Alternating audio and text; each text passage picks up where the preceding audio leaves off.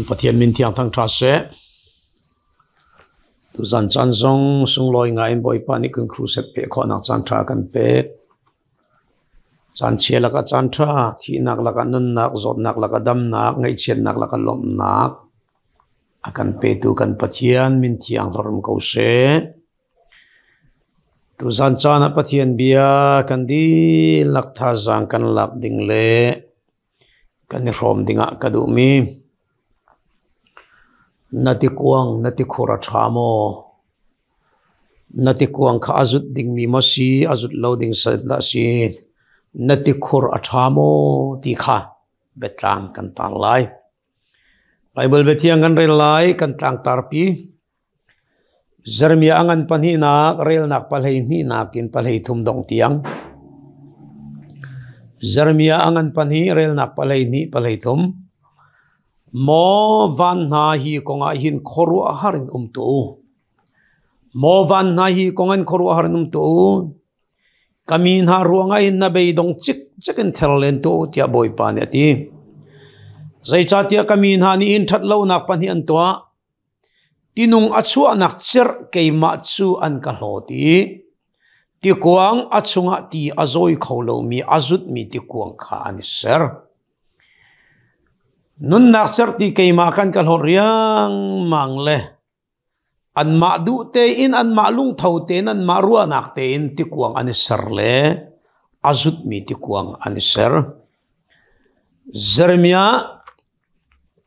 chung thiam thiam angan pali nak Jeremia angan palhei sari nak ame palhei thum Jeremia angan pali nak ame palhei thum mo boy pa nang ma chu Israel mi ni anin hat chan mi na se nang ma an hlo tu vialte chu ning za na an phan lai boy pa nang ma chu nun nak char ti na si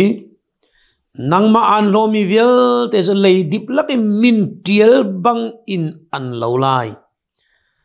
nang ma chu nun nak char ti na si nang ma an hlo mi vialte chu lei dip lak min tiel mi bangin an lo lai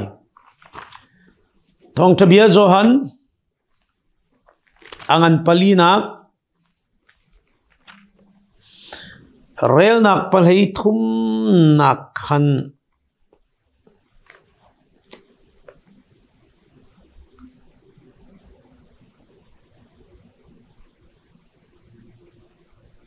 ame parhana khan kare lai Jisu ni chun Pathian ni pek andu mi lak song kha zaida asiti le chun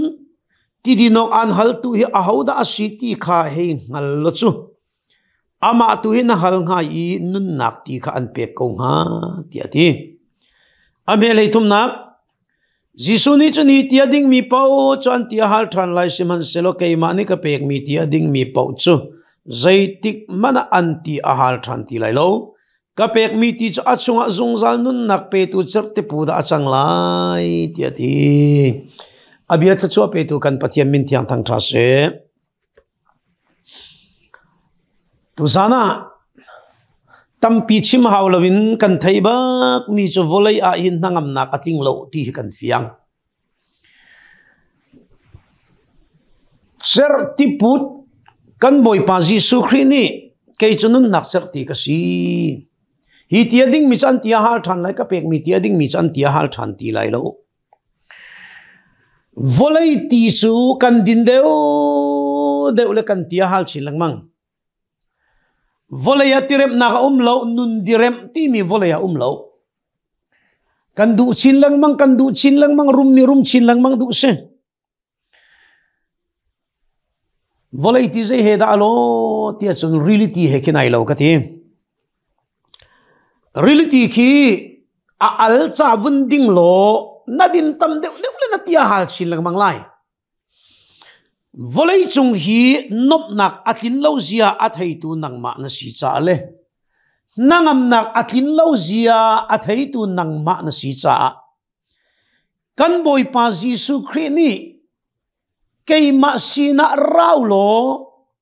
nan thil vialte kan chan halai tia Thawngṭha ma thai lei khada Jisu ni akan ti volei lei a nati ahal na si awang na kol na mu kholo na tin kholo atin nak tak tak kan Pathian long asiti kha tam pi Thawngṭha na thai le anin chim pastor tampi evangelist tampi Pathian rian tun tu tampi Bible zong nang ma zong ni narak rel teng tung mi asi ko bua tu chun ni tiang boy pai lam la pi va kol zong a haulo tang sang pi va kai zong a haulo ke meng tampi va kal le tang ka thong tampi la ting tampi va pek zong a haulo Emmanuel Pathian tu nang ma sen baka boy pa ti halrem na nun diriam na nun du dimte nun nak nang ma sina atu na sinte na chawlan do sila nang mata silai na chawlan lo sila nang mata silai nang ma nol silai don mi tu zan chana thaten rakarut mat karua ton mi chu kan lai mi ti ko ning mi phundang kong ka chim lai lo mi phundang ramdang kong ka chim lai lo lai mi kan si afa lei lei volei nun chan nak I ndiriam nun kan nei lo lei lei du dimi emanok cholewa kan nei lo du dimi nun chan khosak nak kan nei lo lei lei kan thi tiki hel ata ding mi kan si chu ruwa leng ma zang he kan fak tu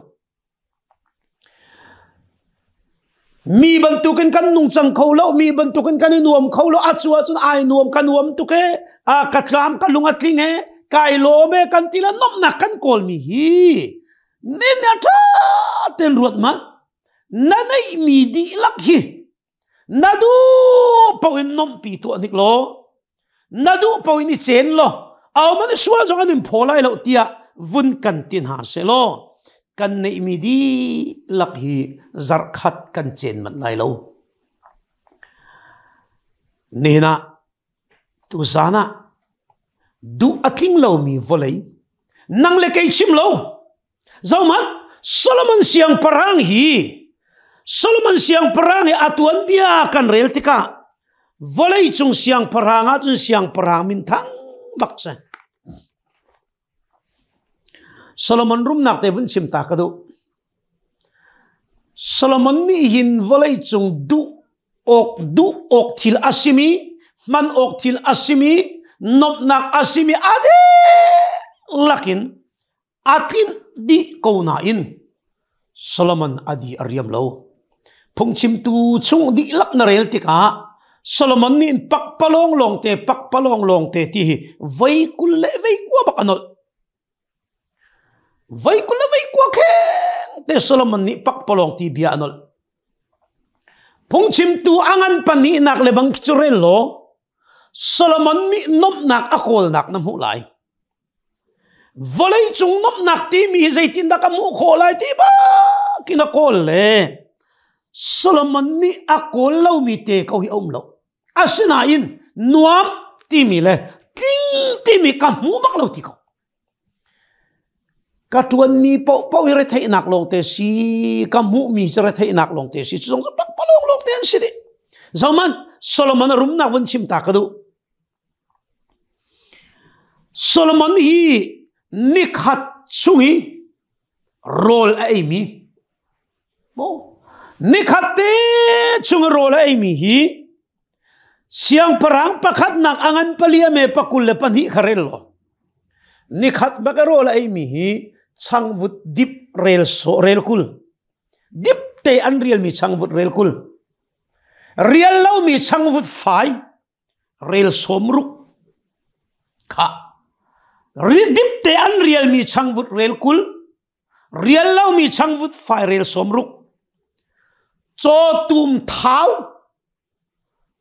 kan ni lei adong changmanok athati lo ti kan tha mi bantuk pol khislo thau bak mi cho tum thau para ramlak I cho kim no ram no I an chen mi thau tak tak an chen mi pakul tulong te zakhat ram tang sakhi sajuk neng pile tháo te an chết mi ar an rel ri lo chu Solomon ni khadi ai mi role se namit thamin hei suai zia chu vialte role ai ha tiana ti men lai Solomon hi in chung tang nupi za thum ilak nupi za sari nupi thong khat anai mi thi la lang he sal nu sal pa he ai in chung tang rian tuan tu tuang chuak sal aleng sal tam piana ina tika Solomon ni achom mi de lak hi a rel cho an selo an tam tuk khavial te kha ni khadi an ei mi se kha von rot man tu san chalan nang le kai kan sim ton kan in chung khara ar pakhat kan tha man hin do ko a kai ka sakhua ani sakhua kai ka sakhua nan ka chue kan ti le ar pakhat te man he le motia u ting naw zo chem kan ni cheu a chu kau thak ni chun pian thar nak naw zai man kan von rel ri lo boy pa na zai man rel hua ha lo du po il kan von kan mi hi chu ruwa leng mga indo khoru ahar bakso kan Pathian zong a khoru ahar minong ni kay madon nak an halaw mi ko khoru ahar bakti bakko kami nani til sual panhian to van hi ko nga hi til lo volay fa pin lungra thei ok tak tak se til len to ani ko zauri man kum khat sungi Solomon ni sui amu mi hi a chuai bakin chuai zarok le chuai somrok le chuai rok biakin lunak puai vei khat atua nak Solomon ni Jerusalem temple pi Pathian sine pek nak atua liawa khan cholong te thong kule thong ni atha hi tulong te ting khat le thong kule tha arum ning hi chimpit bakhin arum a phim ning tiale chimpit bakana phim arum tin ada ilo a phim tin ada ilo kum chiar te ram kip ni an pek mi suile ngu ni atam tokri chol arang le an pek mi thilrian pek mi atam tokri ina sak chiam mam le a in chung chi cham phiu khet nak ding thir khena hin doko suyam han chu sui thir khenin do a in cham phiu khen chu tuak man chatluk i arum mi pa Solomon chatluk i ai nuam mi pa Solomon volai chunga nop na ka kol tu alai ati salnu salpa ai lak ti khur ai ser pangpar du mai ser a in chunga in tarik sanzung a e adum chunga in tarik sanzung ai tu le chun zan saram phunting mo pangpar phunting salnu na ni han sak piak salpa na ni ting tangan tum piak no tukina ko na in chu zong chu pak palong long te se dot mi ni hinya ti hal ariam lo mi volei hi doi leng mang la jisu ni amun lo ding mi rol doi asia nan tiklan mang amun lo ding mi chang reu kan pek mi manan doi leng mang amun ding mi rol te nan doi jisu na ti ni hinya na doi mi ho na ti hal ariam pal lai lo chu kan doi mi kan ti hala riam bal lai lo du atling bal lai lo chu cha jisu ni zaiti luk thong thabiam apalai ni nak le na rel tika mi papa khan mi rum tlangwal pap mi papa khan ni jisu sinakal saya ka pani rawa kan pek le ka u naw pani raw chewa ka du lo hong kan tak nik lo raw hong ka chew ve tu anik se ati jisu ni zaiti nan rau cheu o ka ahau ni da nolan ka pe hi thayu mi hi an rum na an chowa an nun na lo tak sai rum mai tungi volai i kharau le asia phak ngai mi pol chuman tuk minung payan si chu dot mi tu zan cha na tha ten ruat nanai mi ni in na di an rep mo kanai mi ni ka dia ka rep mo pakhat kan nei chin kan du pakhat kan nei chin kan du chu cha chun tu san chana toi ten kan vun fian ding simple te kan vun hal ding mia jisu ni achim mi chu keima ni ka pek mi ti ading mi chu an tia hal than ti lai lo Thawngṭha zo hanangan pasari na real tika puai dong nak ni ahong phan changi Jisu cho ahong diri ngai manu tia halmi po kasina raw cher tinung kan pek na lai tia halmi po kasina raw tinung kan pek na lai Isaiah chung na real tika tia halmi po raw roleyong nailo mi po raw man lavin tir cholo chon hukra choku aman zai man pek a hawlo volei chunga apoy bak mi chu ti hallo mi na cha ti din a har chem ti halang hallo mi cha dang charang hallo mi cha ti dai a thot na kom lo asina in phung chim tu phung thuk bia lam lat pin arami Thawngṭha chu ti a hal mi cha chun ram chari real tikik bantu ase David siang pranun siavang tuki sajuk le sakini ram chari real tikik an ngai bantukin boy pa kanun nak ni nang ma an ngai don minihin niya nati hal arem lo zia na fian ko kha volei chung ni ti hala kan rem lo zia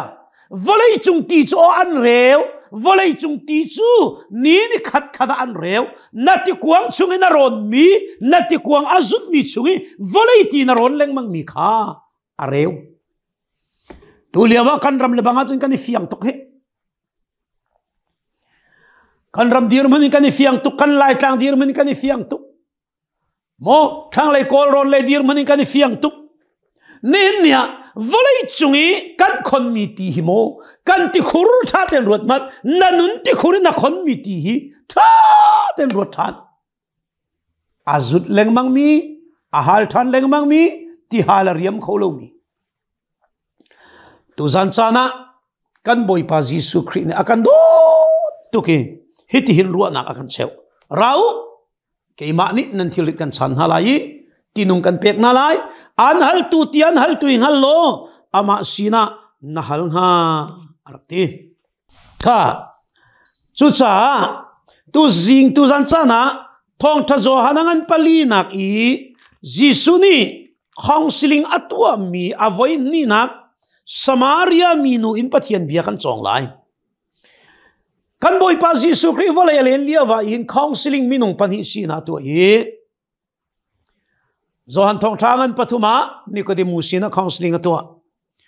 Zohan Thawngṭha ngan palia Samaria minu sina Jisu ni counseling atua le itu zanchana hi kan boy pa Jisu Christ le Samaria minu ani chon nak te hin nun nak charti boy pa ni pek akan du cha na than mi ti na than chua ma liao na buai pi chua ma liao ma boy pa ni atua bia akarwa ti na thei dinga kadu kan Pathian ni atua kasina bia chim boy pa ni kasina bia karwa Pathian mi na mangin online Thawngṭha mangin biak impum na pastor mangin Pathian rian tuan tu na mangin chathiang mangin Pathian ni bia akarwa ti tu zan chana kan nun na kan rak fian ding kadu zon Thawngṭha ngan palia saikar khuwa i Samaria mi du kong namu lai Samaria khuwa hi alhan liawa Israel min hai Juda min hai an khopi rakse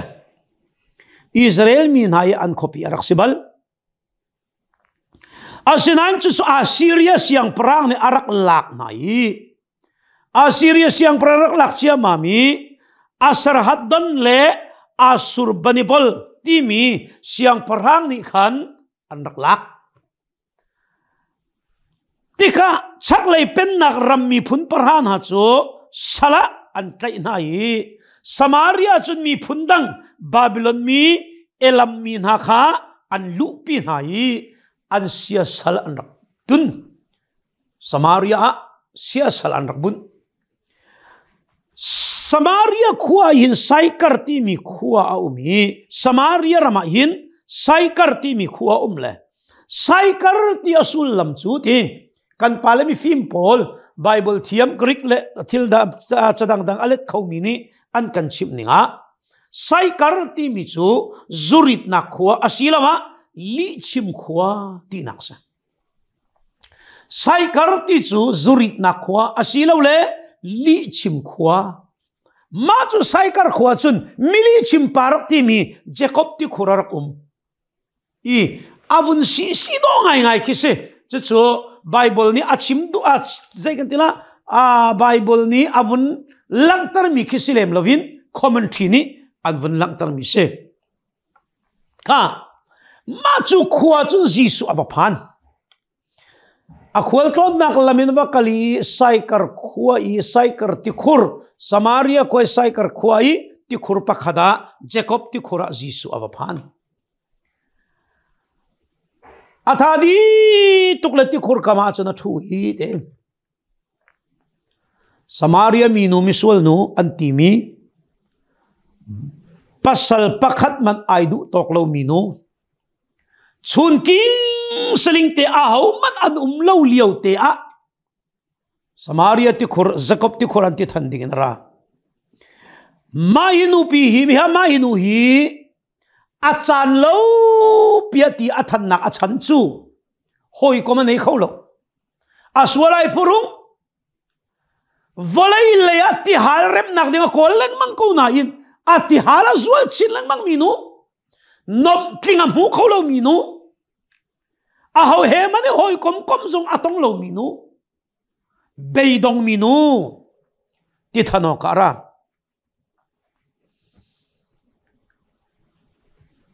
ti avun than baka Jisu ni minu nati rakape minu na than mi ti karakape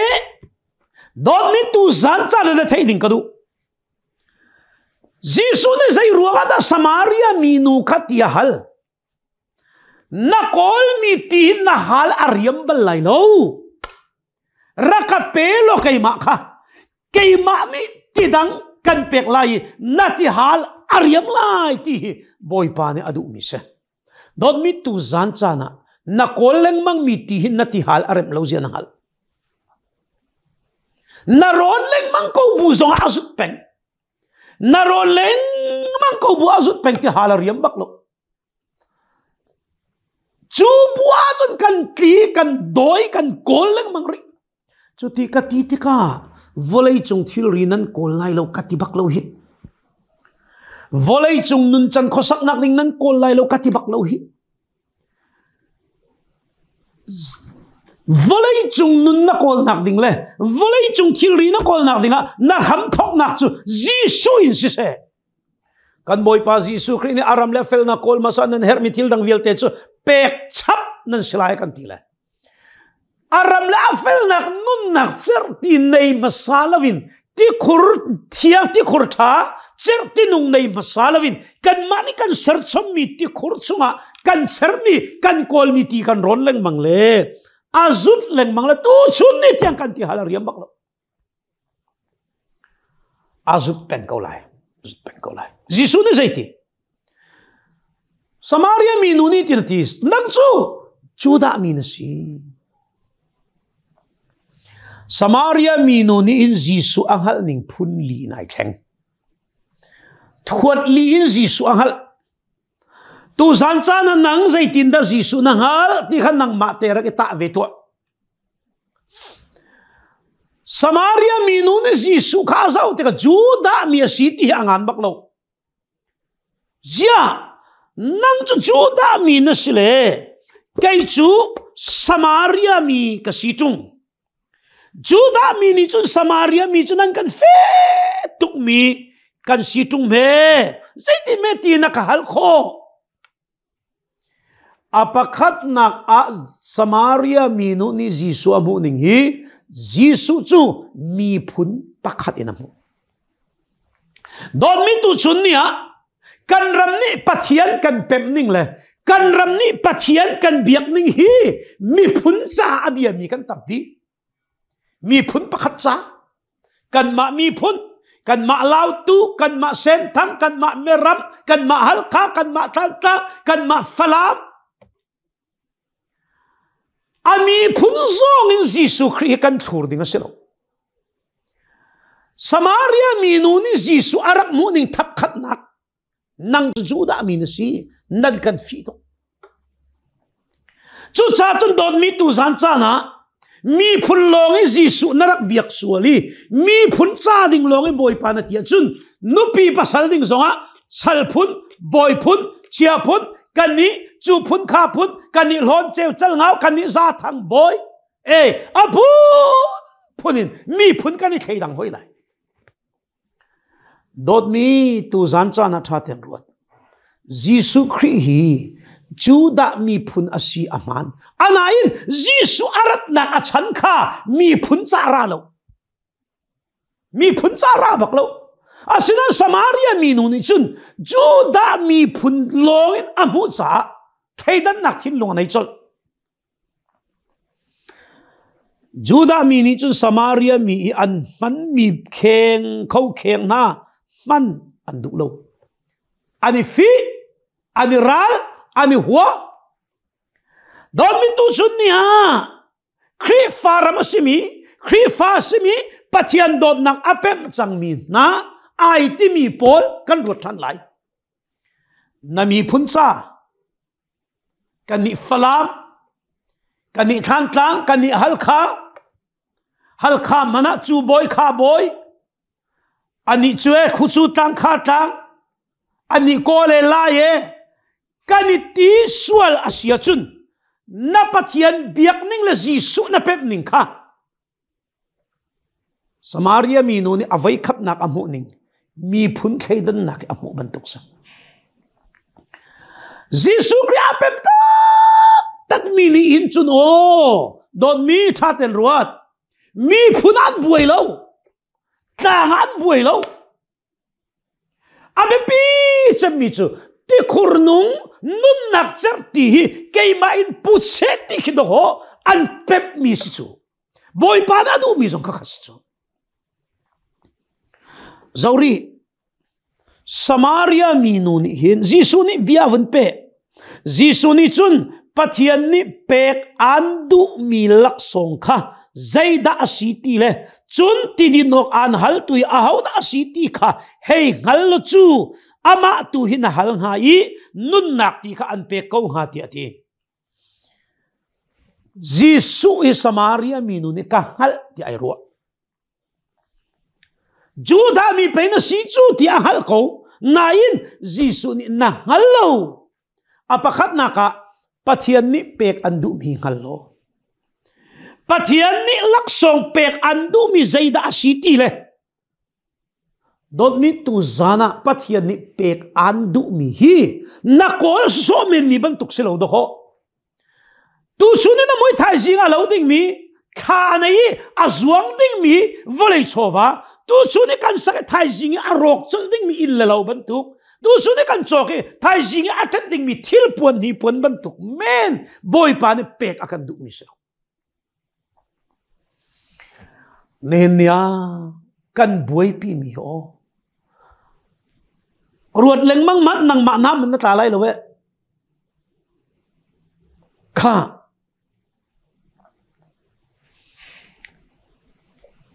ni ti an hal tui ahoda asiti hingal lo amani chu ti chan pek nga ti chang Samaria mi nu na arwa na avni khek vai khat an pek nga ati cha upat ok atak mi ti sa ok atak mi o upat ok atak mi pakape sila hi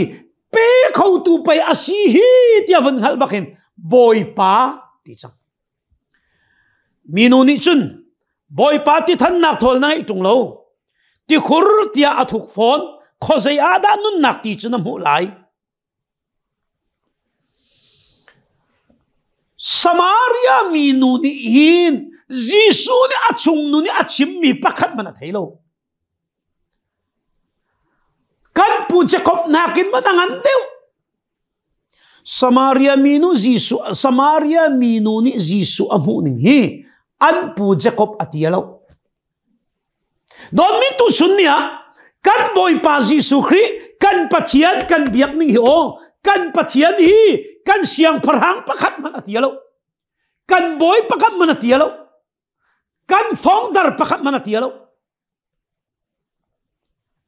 nên tha den ruột man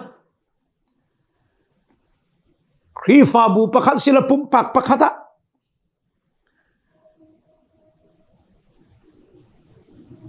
Jesus Christ zai tin da kan mu zai tin da Jesus Christ kan mu nanun na pumpak chiawa kan pu je kom nia kan pek mi ama ni se afal ni se asatil run ni sin ha se andak din ti khur chu hi ti khur hi ase andak din mi ti khur chu hi ti khur si Jacob nak ngan deu a chun mo na ruak tia ale Jacob nak ngan deu mo na ruwa boy pa ati ko buain Jacob atuk lo chu cha chun kan boy pa Jesus Christ kan Pathian ni ti na ti boy pa nan ka ti le nan boy bantu kan nan ka upat na ka thai bak lo kapa nan ka ti nan pa bantu kin nan ka sulai na song ka thai bak lo ya malaki chuma chim ka dot mi Pathian hi mo ka pa lenga lo chu ka leng lo nga nga lo chu boy pa chu ti chu ka pe no sorry boy pa nang chu ti than nak song nei tung lao ti than ok song nei tung lao a thol song nei tung lao hi ti khol la thuk tung Samaria minunin avoy ni naka boy pa atina in Jesus ni nakanghallo atiri nakanghallo ngallo asina tinahal ha ti abiate ka pilha atui ti anhal tu pa hi ngallo chu asina tinahal nga Samaria minuni anghal ri lo biarwa chu ma Jesus ni anghal lo biarwa don mi tu san chana mo Pathian ni abia hi achik pak a chan cheu long mi ruwa mang lavi fiang ten boy pa ni bia kan ruwa mi hi rak ngai velo nati than mi hi rak klo chang nati than mi hi areu mi ti nati thoron mi hi nati khurti hi areu leng mang ni siti kharak hallo Jesus ni abia pe Jesus ni chun hi ti ading mi pau chu anti ahal than lai simhan selo keima ni ka pek mi ti ading mi pau chu zaitik mana anti ahal than ti lai lo ka pek mi chu achunga zung zal nun nak pe tu cherte pu da achang lai ti ati hallelujah ka pek mi ti ading tu chu anchunga cherte pu da achang lai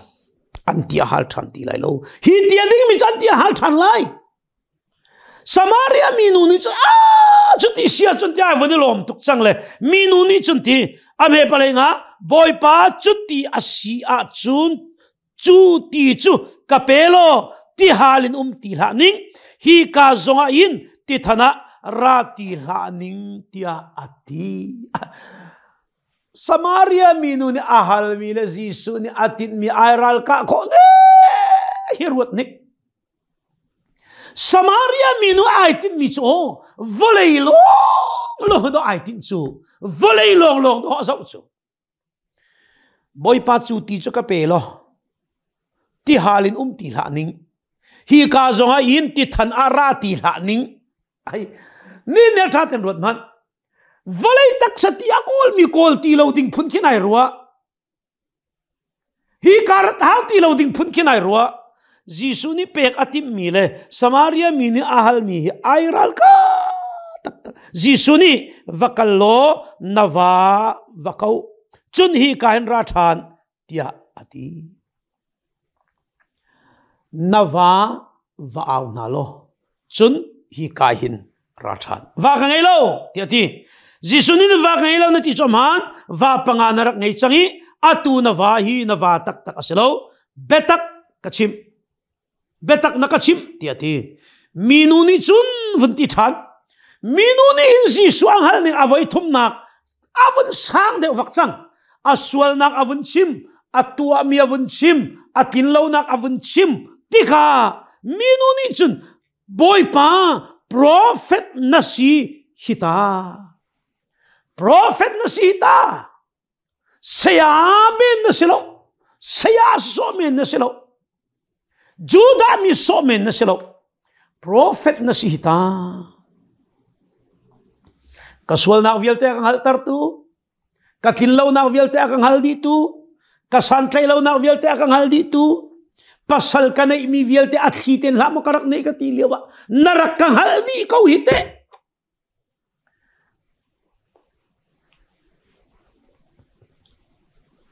Prophet na si ti avanghal bakin. Jisu ni biak na kong at sa ipisan. Biak na kong mancay kan ni Samaria miyakan ring sortunhani. Hitangayin Pathian kan biak. Simansala na ni Juda mini chun Jerusalem kuwa biak ok. Asinan kan ti ati. Biak na kong at sa isan. Doon minihin niya, tiyang karaw ni kan suwala kan haltari, Pathian biyani kan kilaw na akan haltar bakihin, Pathian biak nak ding ram kan dom tsew se. Pathian biak nak ding ram kan dom tsew. Tu zancha na chaten rod man. Samaria minuni,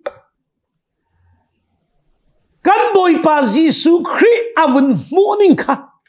Nang tu zana zaitin na mo ve. Avay kat na. Nang tu Juda mi.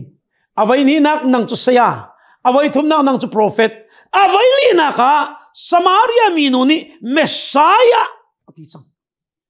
Messiah tu aralay anti kakanhal. Ama arati ka zay zong vialte akan chimdi te kau lai ti. Jisu ni tu na vun lei. Ama tu kay maipay kasi chu nang maehe bia arua leng mang mihit yati. Boy pamintang chase. Dot mi tu zancha na hino. Messiah kan boy pa Jisu Kristo akakam tu ka boy pa si ti kan hal baka chuno kan ti halar yam lai nun nak certi nang mainaput chang lai. Hallelujah. Volay chung ti chu ti halan riam lo boy pangal fian nak chart tinong lo hi ti halan nak so siye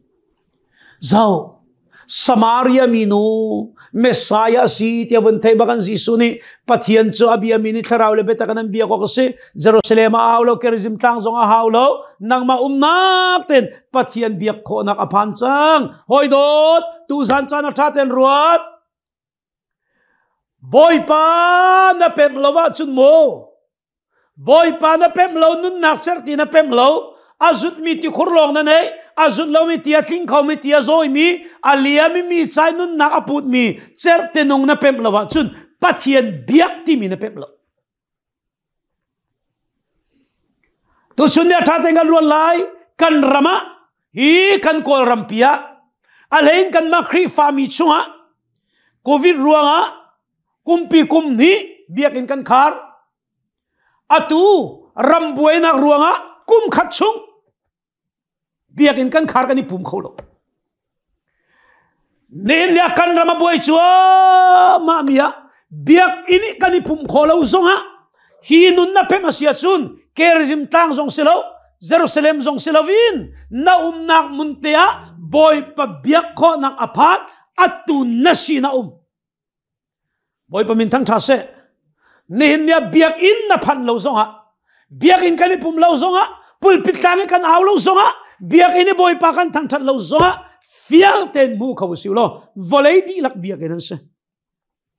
Hallelujah. Vialte in mu kaw silo volay di lak biak in asi sermi til vialte na zong hi Pathian lam kal tu ansidi. Jisu ni Pathian abiyam Pathian tharawa siya biya tu na tharaw le beta kanan biya ko kasi tiati minun za toy kriti mi Messiah chu aralay tian kan titon kay mahipay Messiah chu kasi chu don mi chu Samaria minuni Messiah avantay bakin pup alhana sining vialte ka ay ken bakle chu lani hoi kom zong angam lo mi ni an kam hu sual lai ti aphang mi kha zauman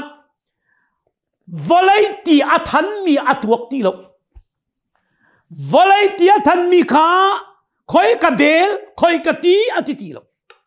volai ti ka than mi ka ti hal than lai ti ahal cha alham ti lovi ati thol vialte la ati vialte akal taki Samaria khosung avaludi Jisu Kri amu na kong vachimna ka ngai manu ka sual nak vialte akang hal tu pa kamu chang Messiah asim hamar zo 𝗍𝗴𝗏 ko Samaria mi vialte ni Jisu anzuli saikar khua chungi mi ni Jisu anzuli Jisu anvazawi Jisu ke raman phan kachimdu mi tu zan cha na da thei ding kadu nun nak cherti ka pek mi cho achungin chertin nung aput lai chertin nung na nei mo tu zan cha na nang mayin ti azoi mi ti kuang mana nei azut mi ti kuang da nei ti azoi mi ti kuang ani ser kami na chon rutuk kei nun nak chertian ka kaltak le ti azoi lo mi ti kuang ani ser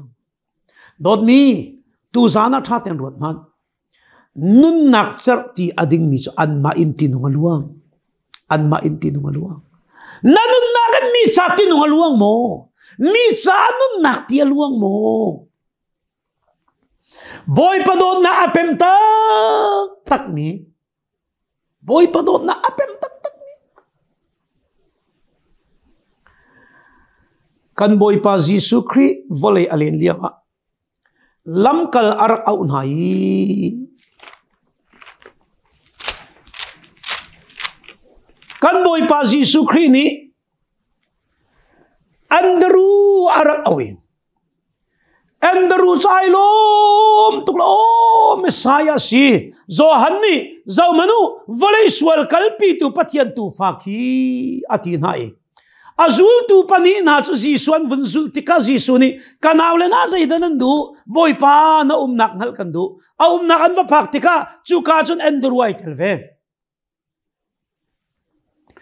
ma chu zul tu pa Jisu Messiah si tiang hal chang ka te in zaida tua au naw pa pi ta va som zok zoki Jisu ke hamar roi don mi tu zan chana thaten ruat non nak cherti achau chang mi ni chuno midang ser nak an nei midang din du nak an nei an chung ti nunga luang hallelujah don mi na than mi ti kha natit kuang kha azut mi masi ahim mi da se ti khorzut kan Pathian na khoru har tuk mi mo volai khoru har thil leng tu kami nani sual nak Pathian tua apakhat nak kay maan kakalta apan ni nak ati azoi lo mi ti kuang ani ser chu cha chu Jeremiah lei thuma zaiti kha kam vonrel chang kha zaiti boy pan nang chun nun nak char ti na sele nang ma an lo tu na chu lei dip laki min tial mi ban tukun an lo lai nei mi thil ri zong lo lai an ma zong an lo lai lei dip lak I tial mi min tial ban tukun an lo bak lai bakam man lo mo kom lai lo dot mi ni ni a ti azoi lo mi ti khor ti azoi kholo mi ti khor asar tu silawin nun nak char ti tak tak kan boy pa Jisu Kri ni akan pek mi tinung ading tu kan si kan pong kan kam cha tinung aluan tar tu kan si kharau ti pong le kam cha achua pi tu kan si ding kha kan Bible ni akan du piak mi si kan Pathian ni akan du piak mi si dot mi Solomon arum tu kau nain pak palong long te si pak palong long te si volaya nangam nak pakap man lo zia athei tu nang man si nangam nak ting tak tak chu Jisu Kri nun nak charti long si nati kuang azut mo nati kuang ahim mo nun nak charti Jisu Kri kay ni ka pek mi ti ading tu so anti ahal thanti lai lo Pathian ne bia kan di lak cha thluachuahnak pek chang cha kan Pathian min thiang Thawngṭha se tha cham lai do tu kan Pathian boi pa kan lawm asung loi tuk mi na Thawngṭha bia phuan kho nak tu zinga chan thana kan pek na bia hi athuk asang tuk minung hal kho selo thiang tharau nang ma ni pumpak cheu nun nak kan fian thar tham lo Samaria minu le Solomon kong mangin Thawngṭha kan theimi ata kan nun pi thiam na kan thluachuahnak kan pek cha na min Thawngṭha se tu zing tu zan cha na Thawngṭha ai hrawmmi na vialte te di lak chunga dong balo mi pa Pathian kan do na fa pa Jesu Christ vel ngai zang fa that nak le tiang tharau pi lam hroi nangam dei na tu le zong zal dong lo nan di lak chunga mun cham ching kong se amen.